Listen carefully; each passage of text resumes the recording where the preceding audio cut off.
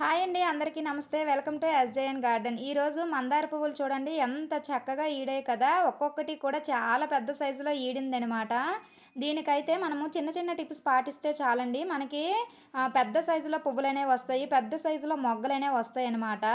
ఏంటా టిప్ అనేది ఈ వీడియోలో చూద్దామండి. చూసారా ఎంత పెద్ద సైజులో మనకి మొగ్గలనేవి వచ్చాయో కదా! ఇలాగ యెల్లో కలర్‌గా ఆకులన్నీ వచ్చాయి కదా! 1 లీటర్ వాటర్‌లో 1 స్పూను ఎప్సమ్ సాల్ట్ వేసి మనము మొక్కలపై స్ప్రే చేశామనేసంటే మనకి యెల్లో కలర్‌గా ఉన్నవి గ్రీన్ కలర్‌లా మారుతాయి. ఏంటా టిప్ అనేసంటే ఇదైతే మస్టర్డ్ కేక్ అండి.